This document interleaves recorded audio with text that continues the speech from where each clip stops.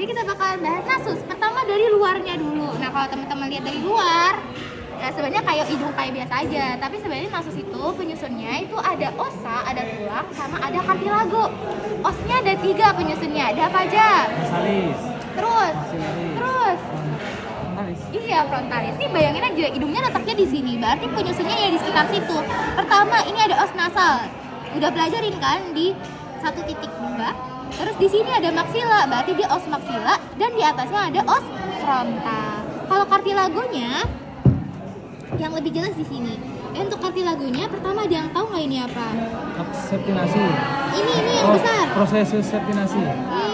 Dari septinasi, prosesus lateralis, kartilago, septinasi. Iya, septinasi. Kalau septinasinya yang mana emangnya? Yang tengah, yang garis. Yang tengah itu yang mana? Benar. Kalau yang ini yang apa? Alaris mayor. Iya, kalau yang ini? Alaris minor. Ya, sepele ya, dia mau ngomong Lexus. Ditunggu ya. Nah, terus kalau kita berbicara tentang tabung nasi, berarti kan ruangan ruangan ya. Kalau ruangan itu ada pintunya, ada pintu di depan sama ada pintu di belakang. Ada depan yang situ, depan sama belakang. Kalau pintu depan hidung berarti namanya nares. Kalau belakang Koana. mantap. Terus untuk di dalamnya regio di dalamnya itu tuh ada 3, ada vestibulum nasi, regio olfaktorius sama regio respirator. Kalau vestibulum nasi, coba kamu kembang kempisin hidung kamu. Bisa. Masa sih nggak bisa? Kamu dia bisa nggak kembang kempisin hidung kamu? Mbak Aida aja. Nggak bisa. Coba katanya Kila bisa. Fajar bisa. Kayla ada dibilang masa sih nggak bisa katanya? Kila bisa katanya. Sela bisa. Kila bisa. Sela bisa mbak. Sela bisa mbak. Coba Sela. Nah yang menggembung-gembung itu namanya vestibulum nasi. Di situ banyak banget yang namanya rambutnya. Jadi fungsinya untuk apa kalau banyak rambutnya? Menyaring udara. Iya jelas untuk menyaring udara. Kalau misalnya yang regio respiratori, namanya juga respiratori, berarti untuk bernapas. Kira-kira banyak apa di situ? Banyak apa? Sorry. Respiratori. Tadi aku bilang olfaktori apa respiratori? Respiratori kan? Oh, iya, berarti banyak ini untuk pertukaran. Berarti banyak apa? Iya, banyak pembuluh darahnya. Terus kalau regio olfaktori berarti banyak nervus? Olfaktorius. Iya, nervus berapa tuh bang? 1. Ya, mantap bang. Terus ada septum nasi itu yang membagi hidung kanan sama hidung kiri kamu. Kalian udah skill lab yang baik, tidak ada deviasi septum nasi gitu-gitu nggak? Belum. Oh udah. Kemarin baru.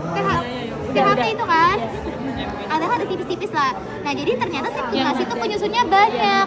Ada dari os pomer nih yang kayak pisau. Terus ada os ini, ntar aku nyontek, ada os palatina, terus ada os maxilla. Terus ini yang gede ini, yang lamina perpendikular dari os ethmoidal, dan ada os penoidal.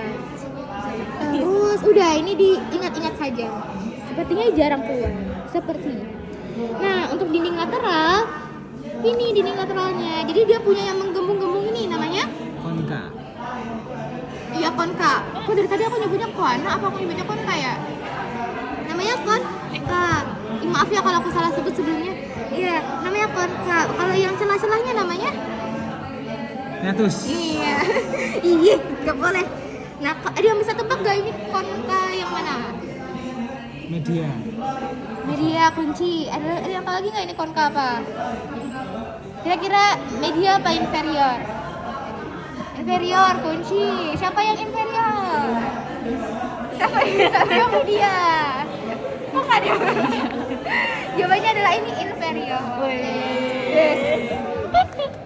Jadi kalian kalau lihat ke bawah ini udah nggak ada apa-apa lagi, ini udah datar aja. Berarti mulainya dari inferior, media, kalau yang superior yang kecil ini, gitu. Nah, pertama dari bawah dulu deh, yang bermuara di meatus nasi inferior. Ada apa? Yang Nasolan primal. iya, ductus nasolacrimal. Kalau misalnya yang bermuara di media, sebutin 3. Selula epidalis anterior. Media. Iya, terus? Sinus maxilla. Iya, sinus maxilla. Minimal kalian tahu 3. Terus kalau yang di superior ada? Ada we circuit ethmoidalis posterior. Jadi ethmoidalis posterior yang di superior, kalau misalnya ethmoidalis media posterior, media anterior itu yang di meatus nasi media. Kalau yang di atas di recessus sphenoethmoidal itu muara dari iya, sinus sphenoidalis. Namanya juga sphenoethmoidal. Iya. Nah, terus ini ke sinus paranasales. Jadi teman-teman pasti sering dengar itu sinusitis, itu sinusitis. Sinusitis itu apa sih? Radang sinus. Iya, sinus itu ada apa aja? Frontalis, maxillaris, sphenoidalis, ethmoidalis. Iya, mantap. Terus kira-kira yang paling sering infeksi yang mana ya? Maxillaris. Kenapa? Karena cairan susah keluar. Iya. Astagfirullahaladzim.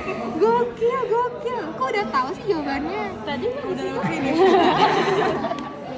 Oh gitu. Untuk vaskularisasinya, jadi kalau hidung itu vaskularisasinya ada 3. Karena fungsinya kan banyak ya. Ada fungsi penciuman, fungsi pernapasan, terus juga bisa ngerasain nyeri, tekan gitu. Pertama dari penciuman dulu. Kira-kira nervus yang berperan apa? Olfactorius. Kalau nyeri tekan sama nyeri dan tekanan, nervus sama? Iya, 5 cabang 1 sama 2. Kalau teman-teman lihat di sini, ingat gak kalau misal pembagiannya itu dari ujung sini sama ujung sini sama ujung sini. Nah, kalau karena hidung ada di sini, berarti dia ada di daerah sini sama ada di daerah sini kan? Ini 5 cabang 1, ini 5 cabang 2, dan ini 5 cabang 3. Berarti untuk nyeri dan tekan itu adalah nervus 5 cabang 1 dan 2.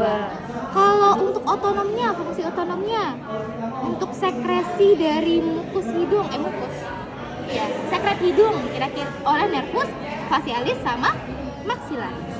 7 sama 5 cabang 2. Nah, terus di hidung itu ada plexus. Plexus itu kayak anyaman dari pertemuan arteri-arteri gitu. Nah, di depan itu ada plexus Kisselbach, kalau di belakang ada plexus Woodruff. Nah, plexus Kisselbach ini tuh dia sangat amat rapuh gitu. Jadi misal dia kena trauma, dia kena tonjok atau semacamnya, atau mungkin pada orang dewasa hipertensi. Nah, karena dia rapuh, karena tekanan terlalu kuat, itu bisa ruptur, jadi bisa menyebabkan mimisan. Apa nama kerennya mimisan? Gokil, iya namanya epistaxis. Nah, kalau di Woodruff yang di posterior, tuh kalau sekalinya dia ruptur, darahnya itu dia bisa masuk ke cavum oris dan juga bisa masuk ke dalam. Makanya untuk manifestasinya dia nggak cuma epistaxis atau mimisan, tapi juga bisa hematemesis atau muntah darah gitu. Udah gitu aja. Terus nervusnya tadi udah tahu. Kok nggak ada sinyal? Next kita ke faring. Nah, faring ada 3. Ada apa aja? Nasofaring, orofaring, laringofaring. Nasofaring setinggi apa? 1-2. 1-2 itu apa? VC. Iya, VC 1-2. Sebutkan dengan lengkap. Ini apa? VC 23. Iya, kalau ini? VC 36. 36. 35. Terus kita dari salah satu dari nasofaring dulu. Pertama, dari batasnya antara cavum nasi sama nasofaring ada koana. Terus ini ada yang lubang ini namanya Optai. Optai itu kepanjangannya apa? Ostium pharyngeum tuba auditiva eustachi.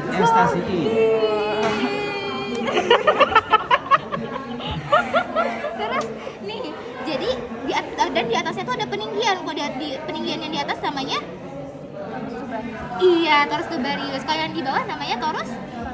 Gokil, mantap. Terus opte itu kan namanya ostium pharyngeum tuba auditiva eustachi. Berarti dia muara dari tuba eustachi. Kira-kira itu menghubungkan hidung sama apa? Telinga. Jadi untuk manifestasi, untuk aplikasinya, jadi kalau misal kalian ada di suatu tempat yang perubahan tekanan tiba-tiba, misalnya naik pesawat deh, itu kan terjadi perubahan tekanan atmosfer tiba-tiba. Nah, fungsinya ini sebenarnya tuba eustachi, fungsinya itu sebenarnya untuk menyeimbangkan tekanan di dalam sama di luar. Nah, kalau misalnya tiba-tiba kalian ada di tekanan yang pokoknya berubah tekanan gitu lah. Nah, itu tuh bakalan, karena ini normalnya menutup, dia bakalan nggak seimbang antara di luar sama di dalam. Akhirnya membrana timpani yang ada di telinga itu bakalan kayak tegang gitu, bakalan terik. Nah, makanya kalian bakalan kayak sakit, terus berdenging dan semacamnya. Nah, maka dari itu, dan opte ini dia bakalan terbuka kalau misal kalian menguap, terus kalian bak ngunyah gitu. Makanya kalian bakalan ngerasain terik, bukan terik apa sih, tegangnya telinga itu tuh bakal berkurang kalau misalnya kalian nguap atau makan gitu. Udah, terus ya ini lihat-lihat saja gambarnya karena kalau di preparat ini agak susah. Ini ada di sini ada ini, ada apa, ada tonsila tubaria, kemudian di sini ada tonsila faringea gitu. Nah, next tuh ada orofaring. Kalau orofaring ini yang penting pertama batasnya antara kafum oris sama orofaring, berarti ada Ismus fauci. iya. Terus di sini ada tempat, di sini nih ada tempat sering nyangkutnya benda.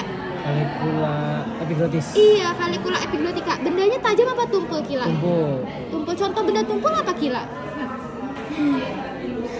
Iya, pilus. Bisa. Pilus, pentol kayak bakso kayak nah, itu bisa nyangkut di sini. Kalau misalnya benda tajam karena dia lebih gampang ya untuk masuk ke dalam, maka dia akan nyangkutnya di fossa piriformis yang ada di orofaring.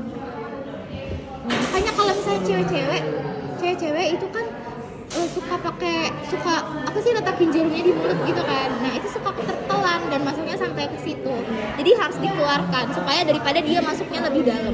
Jadi kalau masuk ke lambung kamu iya, sobek. Meskipun lambung tuh punya HCl sih, tapi kalau misalnya dia sampai melukai kan bahaya ya. Terus kalau laringofaring udah, dan aditus laring, aditus tuh pintu, baru dia pintu masuk laring. Udah gitu doang materinya, dem, selesai. Nah, untuk arteri sama venanya boleh dibaca-baca saja. Iya, ada yang mau ditanyain nggak sebelumnya?